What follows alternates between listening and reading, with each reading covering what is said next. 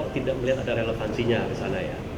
Jadi saya nggak berani berkomentar karena menurut saya benang merahnya itu nggak ada gitu. Ya tetapi mungkin ada pandangan seperti itu, tapi mohon maaf saya mungkin belum bisa berkomentar karena saya belum lihat ada relevansi yang erat terkait dua hal tersebut. Gitu. Karena keputusan investasi kan dilakukan berdasarkan berbagai aspek yang dasarnya adalah keekonomian dan komersial. Dan juga apa aja sih yang Ya, pertama kali mungkin saya perlu sampaikan bahwa Pak Hashim dengan saya diundang oleh Pak Tony Blair untuk dialog, berdiskusi tentang hal-hal yang menyangkut isu-isu kekinian, terutama mengenai transisi energi, teknologi terkini dalam energi terbarukan, terutama teknologi terkini yang ada di Inggris yang bisa diadopsi oleh Indonesia, praktek-praktek terbaik transisi energi yang ada selama ini, termasuk juga pembahasan mengenai AI. Itu yang banyak mewarnai pembahasan kita pada sore hari ini. Kita juga berbicara mengenai perubahan iklim karena Pak Hashim datang dalam kapasitas sebagai utusan khusus Presiden tentang pengelolaan perubahan iklim. Jadi kita juga bicara tentang perubahan iklim, termasuk juga bagaimana partisipasi Indonesia nanti di dalam COP30 yang akan dilaksanakan akhir tahun ini di Brasil. Jadi itulah hal-hal yang kita bahas, tetapi lebih memang kepada permasalahan transisi energi terbarukan, artificial intelligence, termasuk terakhir yang saya sampaikan adalah mengenai perubahan iklim. Ya, betul. Tadi ada pembahasannya, Pak Hashim menyampaikan rencana pembangunan energi terbarukan kita, energi baru dan terbarukan untuk 15 tahun yang akan datang, dan di mana di dalamnya ada pengembangan energi nuklir. Dan dalam kesempatan itu, Pak Tony Blair juga mengatakan bahwa di Inggris sudah dikembangkan teknologi di mana sekarang bisa dibangun pembangkit nuklir yang modular, yang relatif kecil 300 sampai 500 megawatt, yang memang cocok untuk negara seperti Indonesia, negara kepulauan seperti Indonesia. Jadi itu yang kita bahas, dan itu teknologi itu nanti akan diperkenalkan lebih lanjut lagi. Dan dalam hal ini ya kita nanti akan menunggu materi presentasi yang disampaikan oleh perusahaan yang dimaksud untuk bisa mengetahui lebih banyak lagi, lebih dalam lagi bagaimana teknologi nuklir bisa diadopsi di Indonesia ke depannya. Dari Inggris, kan beliau kan ya.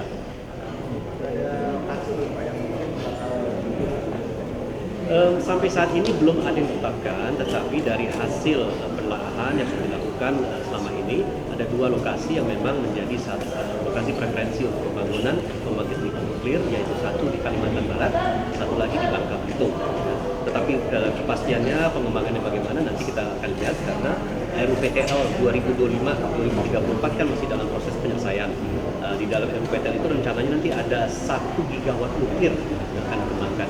Jadi itu juga bisa menjadi awal dari energi nuklir kita. Jangan lupa 2038 diharapkan sumber-sumber energi terbarukan di Jawa akan habis, sehingga dibutuhkan memang salah satunya adalah nuklir, termasuk juga pengembangan dari battery storage, ya, penyimpanan baterai secara nasional. Dan ini saya kira penting sekali karena banyak energi terbarukan itu kan sifatnya intermittent, yang hanya bisa digunakan untuk jam-jam tertentu, tidak 24 jam, sehingga itu menjadi sangat penting untuk kedepannya. Pak, terkait dengan dekarbonisasi juga, kemarin kan Pak Bahlil sempat sebut mau pensiun di PLTU Cirebon 1, ada tanggapan Pak? Saya kira hal tersebut tentu Pak sudah pelajari. Menurut pandangan kami yang kami sampaikan ketika saya masih menjadi pimpinan Komisi 7 di DPR RI 2019-2024, kami sampaikan bahwa satu, kalau itu bisa dipensiun dini itu akan sangat baik, dengan catatan bahwa sudah ada pembangkit listrik baru dari energi terbarukan yang menggantikan. Gitu. Jadi harus ada substitusinya dari energi terbarukan. Kedua, kita juga harus lihat biaya, karena dari perhitungan kami biaya untuk mempensiun dinikan pembangkit listrik Suryalaya dan Cirebon itu kurang lebih nilainya 25 triliun, jadi itu bukan angka yang kecil ya. Jadi kita juga mempertimbangkan hal tersebut, tetapi saya kira kalau kita pertimbangkan untuk pensiun dini sepanjang persyaratan terpenuhi dan kita mampu untuk melakukan itu, ya kenapa tidak? Situasi perang dagang turut disinggung sempat disinggung ya, tetapi memang yang disinggung adalah kepada negosiasi yang dilakukan oleh Indonesia ke depannya, yang sekarang ini dipimpin oleh Menko Perekonomian. Jadi karena ini masih proses yang sedang berjalan dan kita memiliki waktu 60 hari untuk melakukan negosiasi itu, jadi memang tidak banyak yang dibahas karena proses sedang berjalan, tapi itu sempat disinggung dan juga menjadi salah satu perhatian dari Pak Tony Blair. soal ancaman Cina ini Mas yang akan menaikkan tarif bagi negara yang bernegosiasi dengan ASEAN. Melihat kondisi kedepannya bagi Indonesia seperti itu. Saya baru pulang dari Cina beberapa hari yang lalu dan saya melakukan pertemuan dengan pimpinan MPR Cina nomor 4 bidang tata politik Cina dan mereka mengapresiasi ya bahwa kita membina hubungan baik dengan semua pihak. Dengan Cina kita hubungan yang baik, kita kembangkan teknologi, kita kembangkan energi terbarukan dengan Cina, tapi juga punya hubungan baik dengan negara lainnya, termasuk juga Amerika. Ya, jadi kita sampaikan bahwa kita membina hubungan baik dengan atas dasar kesetaraan, atas dasar saling menghormati, atas dasar saling menguntungkan, gitu, atas dasar persahabatan antar negara. Jadi itu kita lakukan dan itu merupakan prinsip diplomasi kita yang sudah puluhan tahun. Jadi akan tetap kita kedepankan, kita baik dengan semua pihak. Pak, salah satu negosiasi dalam perundingan dengan ASEAN itu kan ada di sektor energi ada rencana penambahan impor LPG dan minyak mentah ya Pak. Nah itu kan katanya nanti bakal di switch yang impor sebelumnya di Timur Tengah, Singapura dan sebagainya itu nanti gimana Pak dampak bilateral dengan negara-negara? Kan segala urusan untuk impor itu kan dilakukan secara bisnis to bisnis ya, mungkin dilakukan oleh BUMN kita, Pertamina atau lembaga swasta. Jadi semua itu kan berbasis kontrak. Kalau memang kontraknya sudah menyatakan ada exit clause-nya bisa dibatalkan sewaktu-waktu atau dengan exit clause dengan pertimbangan tertentu, ya saya kira itu bisa dilakukan.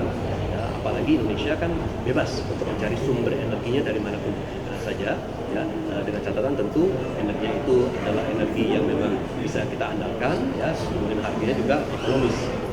Jadi saya kira opsi-opsi itu tentu bisa kita pertimbangkan lebih lanjut. Pak, tadi kan juga disinggung soal baterai ya Pak. Ya. Baru-baru ini kan juga perusahaan dari Korea Selatan, LG Energy Solution kan mengatakan untuk tidak melanjutkan lagi investasinya di Indonesia. Itu gimana Pak kalau pandangan dari Komisi 12 ini? Ya, kami melihat bahwa pengembangan baterai itu kan adalah sebuah teknologi yang cepat sekali berevolusinya. Ya. Sehingga hari ini kita bicara baterai nikel, sekarang sudah ada LFP, bahkan sekarang ada baterai yang sifatnya namanya blade battery, ya, yang mana itu tahan goncangan, tahan panas dan memiliki kemampuan untuk melakukan recharging secara sangat cepat. Jadi saya kira pertimbangan teknologi menjadi salah satu faktor, mungkin juga pertimbangan bahan baku menjadi salah satu faktor karena sekarang teknologinya sudah mulai beralih, ada alternatif lain selain baterai termasuk nikel, ya. Sehingga itu saja mungkin menjadi pertimbangan. Tetapi maksud saya begini, Indonesia merupakan pasar yang besar untuk EV. Ya, Indonesia merupakan pasar yang sangat besar untuk untuk konsumsi baterai.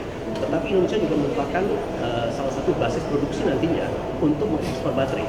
Jadi saya kira kita punya kemampuan untuk mengadopsi teknologi baterai, memproduksi sendiri, memproduksi dengan mitra lain juga bisa, ya. Dan tujuannya tidak hanya untuk konsumsi dalam negeri kita, tetapi juga untuk kita melakukan ekspor.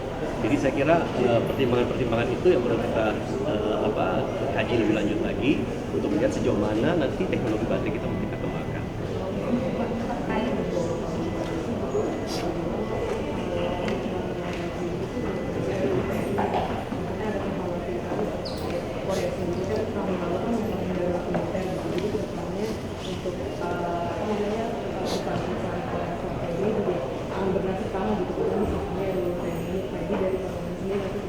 Saya kok tidak melihat ada relevansinya ke sana ya. Jadi saya nggak berani berkomentar karena menurut saya benang merahnya itu nggak ada. Gitu. Ya, tetapi mungkin ada pandangan seperti itu, tapi mohon maaf saya mungkin belum bisa berkomentar karena saya belum melihat ada relevansi yang erat terkait dua hal tersebut. Gitu. Karena keputusan investasi kan dilakukan berdasarkan berbagai aspek yang dasarnya adalah keekonomian dan komersial. Prabowo meminta untuk para menterinya merapatkan barisan. Apa nilainya itu seperti apa Pak? Apa ada isu reshuffle? Enggak, saya kira Pak Prabowo kan ingin semuanya berjalan dengan derap langkah dan ritme yang sama. Gitu.